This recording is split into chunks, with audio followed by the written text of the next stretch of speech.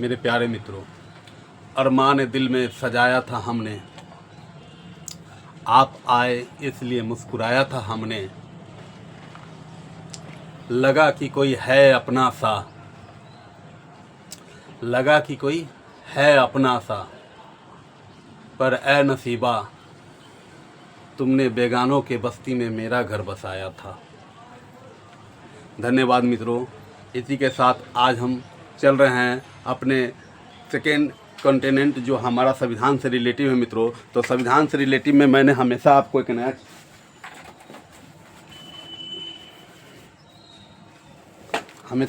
चीज़ बताया है मित्रों, जो आज हम आपको बताने जा रहे हैं। ये इस प्रकार है कि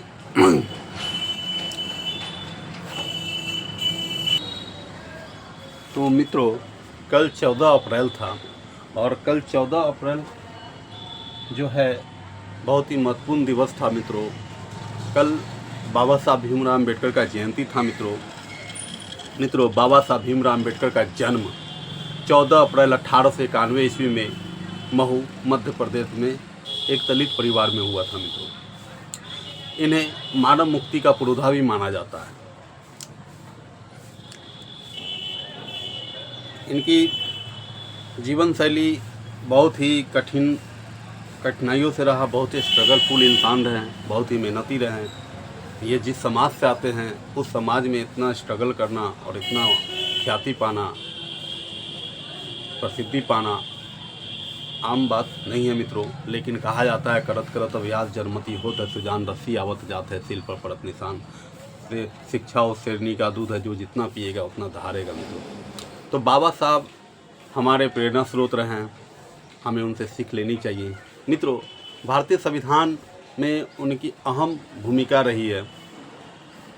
उन्हें भारतीय संविधान में उन्हें मसौदा समिति के अध्यक्ष, ड्राफ्टिंग कमेटी का अध्यक्ष और प्रारूप समिति का भी अध्यक्ष, सब तीनों मित्रों एक ही है। मसौदा समिति का अध्यक्ष, ड्राफ्टिंग कमीशन का अध्यक्ष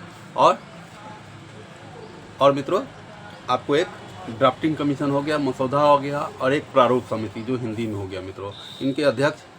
तो याद रखेंगे मित्रों, ड्राफ्टिंग कमीशन का अध्यक्ष, मसौदा समिति का अध्यक्ष और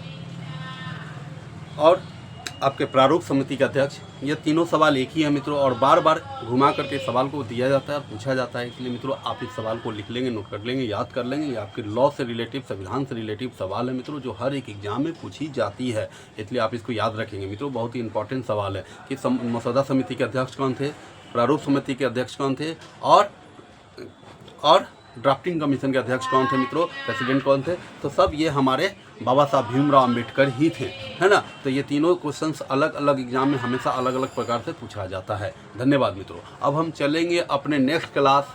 हमारा जो क्लास है मित्रों कंप्यूटर साइंस का, जो बीपीएससी टीआरई 4 के लिए इंपॉर्टेंट है मित्रों, हम चलेंगे। हमेशा आपको मैंने ऑब्जेक्टिव टाइप का सवाल बताया है मित्रों। ऑब्जेक्टिव सवाल से ही मैंने हमेशा आपको, ऑब्जेक्टिव सवाल में ही हमेशा मैंने आपको नोट्स बताया। उस नोट्स से हम नोट्स हमेशा ध्यान में रखें मित्रों, क्योंकि नोट्स से ही रिलेटिव सवाल बनेगा। ये नोट्स ही आपका आगे चल करके पूरा नोट्स बन जाएगा, पूरा चैप्टर वाइज नोट्स बन जाएगा, क्योंकि हर एक चीज़ का अलग अलग नोट्स है मित्रों। कहीं सी का बताया, कहीं C+ का बताया, कहीं DBMS का बताया, कहीं RDMS का बताया मित्रों। मैंने कंप्यूटर साइंस से रिलेटिव जो भी ऑब्जेक्टिव सवाल पूछे जाते हैं उससे रिलेटिव जो भी नोट्स है मैंने हमेशा प्रयास किया आपको देने का। तो चलेंगे मित्रों, देखेंगे। इससे पहले आप मेरे सौमी श्री क्लासेस चैनल को लाइक कर दें, सब्सक्राइब कर दें, कमेंट करें, शेयर करें, ताकि आपको मेरे वीडियो का हमेशा नया अपलोड प्राप्त मिल सके। तो मित्रों देखेंगे, पहला सवाल हमारा इस प्रकार के, in which statement does continue a statement cause the control to go directly to the test conditions and then continue to looping process। तो देखिए मित्रों, मेरा सवाल इस प्रकार होगा कि in which statement does continue statement cause the control to go directly to the test condition and then the continue to looping process.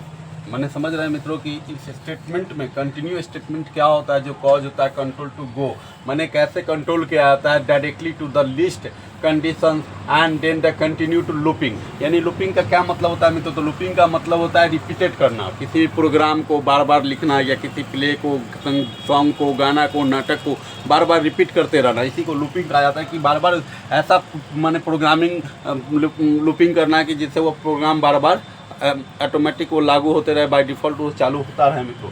तो यहाँ पे क्या बोला गया कि 4 चीज़ दिया गया, फॉर एंड वाइल, दूसरा वाइल एंड इफ विल्स, तीसरा है मित्रों वाइल एंड द वाइल, और चौथा है more than one none of these. तो देखेंगे मित्रों हमारा जो सवाल है, तो हमने नोट्स में यहाँ बताया, the continue statement causes the control to go directly to the test condition, जो टेस्ट कंडीशन होता है, and then the continue to looping, जो कंटिन्यू लूपिंग होता है, process in the both while and do while, यानी कि दोनों होता है मित्रों, वाइल एंड डू वाइल दोनों होता है, यानी कि इसमें हमारा वाइल एंड डू वाइल दोनों हो गया, तीसरा नंबर ऑप्शन हो गया मित्रों, हमारा तीसरा नंबर आंसर हो गया। और यहाँ पे लूपिंग का मतलब बताया मित्रों कि लूपिंग का मतलब क्या था, looping means to the repeat और play again film and the programming, कोई भी प्रोग्राम हो उसको बार बार रिपीट करने को ही लूपिंग कहा जाता है, लूपिंग प्रोग्राम कहा जाता है मित्रों, ध्यान देखेंगे। नेक्स्ट सवाल देखेंगे मित्रों, तो ये हमारा पहला सवाल हो गया। दूसरा सवाल क्या है मित्रों, shortest remaining time next SRTN scheduling में बी इम्प्लीमेंटेड। तो हमारा यह मित्रों, यह हमारा क्या हो गया, यह हमारा डिफिनीशन ही है मित्रों, इसको आप याद ही करेंगे। कैसे याद करेंगे, तो shortest remaining time next SRTN scheduling में बी इम्प्लीमेंटेड प्री इम्पिटिव मित्रों, क्या होता है प्री इम्पिटिव, तो may be preemptive, may be implemented preemptive. तो यह हमारा डेफिनेशन ही है, याद रखेंगे मित्रों, the short remaining time next SRTN scheduling, यही हो गया मित्रों, है ना, shorted remaining time next scheduling में be the implemented preemptive. यह हमारा नोट्स ही है मित्रों, हमारा यह डिफिनीशन ही है, आप इसको देख करके ही याद कर लेंगे, क्योंकि यह डिफिनीशन ही है कि प्रीमिटिव किसे कहते हैं, तो शॉर्टेड रिमेनिंग टाइम नेक्स्ट को रीइम्पिटिव कहा जाता है मित्रों, शेड्यूलिंग में बी द इम्प्लीमेंटेड। नेक्स्ट सवाल हमारा क्या है मित्रों, तो इसको आप डिफिनीशन ही है, इसको याद ही कर लेंगे मित्रों। नेक्स्ट हमारा सवाल क्या है मित्रों, तो नेक्स्ट सवाल है कि which of the following is the feature of the distributed operating system. तो डिस्ट्रीब्यूटेड ऑपरेटिंग सिस्टम की बात हो रही है मित्रों, तो डिस्ट्रीब्यूटेड ऑपरेटिंग सिस्टम क्या होता है, तो क्या बोल रहा है मित्रों कि which of the following is the feature of the distributed operating system. तो डिस्ट्रीब्यूटेड ऑपरेटिंग सिस्टम में क्या होता है मित्रों, DOS, क्या कहा जाएगा मित्रों, DOS, इसको DOS भी कहा जाता है मित्रों, क्या कहा जाता है, DOS, distributed operating system, DOS, जो आप लोग कंप्यूटर में पढ़ते हैं मित्रों DOS, तो इसमें रियल टाइम हो गया, सिंगल टास्किंग हो गया, ट्रांसपेरेंसी हो गया, मोर देन वन हो गया, नन ऑफ दी, इसमें ट्रांसपेरेंसी हो जाएगा मित्रों, क्योंकि इसमें हमने 4-5 ऑप्शंस बताया, नोट में देख लेंगे मित्रों, नोट में क्या लिखा है, distributed operating system DOS has the several feature, उसमें बहुत सारे फीचर होता है। पहला क्या होता है, ट्रांसपेरेंसी, तो पहला ट्रांसपेरेंसी हो गया, दूसरा रिसोर्सेज, तो रिसोर्सेज इसमें ऑप्शंस में 4 में से कोई नहीं है मित्रों, रिसोर्सेज शेयरिंग नहीं है मित्रों, फॉल्ट टॉलरेंस ये भी नहीं है मित्रों, एस्क्लेबिलिटी नहीं है मित्रों, ऑफेंसेज नहीं है मित्रों, और कंकुरेंसी नहीं है, यानी कि इसमें से ये 4-5 ऑप्शन है वो नहीं है मित्रों, लेकिन एक ऑप्शन हमारा मिल रहा है, ट्रांसपेरेंसी मिल रहा है मित्रों, तो ट्रांसपेरेंसी इसका हमारा आंसर हो जाएगा। अगर एक से ज़्यादा मिल जाता मित्रों तो ऑल ऑफ दीज हो जाता, लेकिन एक ही मिल रहा है मित्रों, इसलिए हमारा ये ट्रांसपेरेंसी भी हो गया। तो हमने हमेशा प्रयास किया आपको सवाल देने का, उसको नोट्स देने का, आप इस सवाल को देखेंगे, प्रैक्टिस करेंगे, लिखेंगे, बार बार याद करेंगे मित्रों, ये बहुत ही इंपॉर्टेंट है। धन्यवाद मित्रों।